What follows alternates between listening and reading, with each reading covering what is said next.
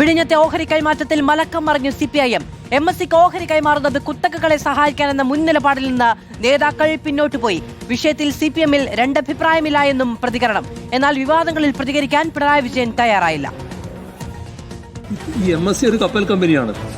ആ കപ്പൽ കമ്പനിയുമായി പോർട്ട് ഓപ്പറേറ്റർ കൂടിയായ കൺസെഷണർ അദാനി കൂട്ടുടമസ്ഥതയിലാകുമ്പോൾ ഇവിടെ ഒരു കുത്തക അവകാശം മൊണോപ്പൊളി സ്ഥാപിതമാവുകയാണ്. വിഴിഞ്ഞത്തെ ഓഹരി കൈമാറ്റത്തിൽ പ്രതിപക്ഷ നേതാവ് പിണറായി വിജയൻ നിയമസഭയിലെടുത്ത നിലപാടിൽ നിന്നും CPIM പൂർണ്ണമായും മലക്കം മറിഞ്ഞു.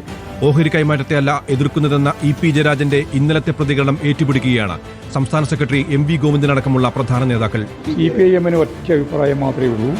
25%-ലധികം ഷെയർ വിൽക്കുന്നതുമായിട്ട് ബന്ധപ്പെട്ട് ഗവൺമെന്റിന്റെ മുൻകൂർ അനുവാദം വാങ്ങാതെ CBIയെ സമീപിച്ചത് എന്തടിസ്ഥാനത്തിലാണ്? വിഴിഞ്ഞ വിഷയത്തിൽ പാർട്ടിക്കുള്ളിൽ രണ്ടഭിപ്രായമില്ലെന്ന് തോമസ് ഐസക് പ്രതികരിച്ചു. പാർട്ടിക്കുള്ളിൽ രണ്ടഭിപ്രായമില്ല, ഒരു സംശയമില്ല. കരാർ വ്യവസ്ഥകളിലെ ലംഘനമാണ് ചൂണ്ടിക്കാട്ടിയതെന്നാണ് P രാജീവിന്റെ വിശദീകരണം. ഇത് പ്രയർ അപ്രൂവൽ ഇല്ലാത്തത് കരാർ ലംഘനമാണ്. ബാക്കി കാര്യങ്ങളെല്ലാം നമുക്ക് കൂട്ടായി ചർച്ച ചെയ്യാതെ പ്രശ്നങ്ങൾ പരിഹരിച്ചു പോകലാണല്ലോ മുഖ്യമന്ത്രി ചെയ്യേണ്ടത്. പക്ഷെ അതിന് വല്ലാതൊരു തിടുക്കം കാണിക്കുമ്പോഴാണ് ആളുകൾക്ക് സംശയം. ഓഹരി കൈമാറ്റം, ദിവ്യ SIയരെ തുറമുഖ MD സ്ഥാനത്ത് നിന്ന് മാറ്റിയതടക്കമുള്ള വിഷയങ്ങളിൽ പാർട്ടിക്കകത്തുയർന്ന ഭിന്നതയാണ് നിലവിലെ നിലപാട് മാറ്റത്തിന് പിന്നിലെന്നാണ് സൂചന.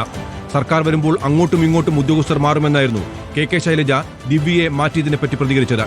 ഡീലിന്റെ ഭാഗമായിട്ടാണ് ദിവ്യയെ മാറ്റിയതെന്ന കണ്ണൂർ ജില്ലാ സെക്രട്ടറി KK രാഗേഷിന്റെ നിലപാടിൽ നിന്ന് തികച്ചും വ്യത്യസ്തമായിരുന്നു KK ശൈലജയുടെ പ്രതികരണം. എന്നാൽ നിലവിൽ തുടരുന്ന അഭിപ്രായ വ്യത്യാസങ്ങളെക്കുറിച്ചോ വിവാദങ്ങളെക്കുറിച്ചോ പ്രതികരിക്കാൻ പിണറായി വിജയൻ തയ്യാറായില്ല.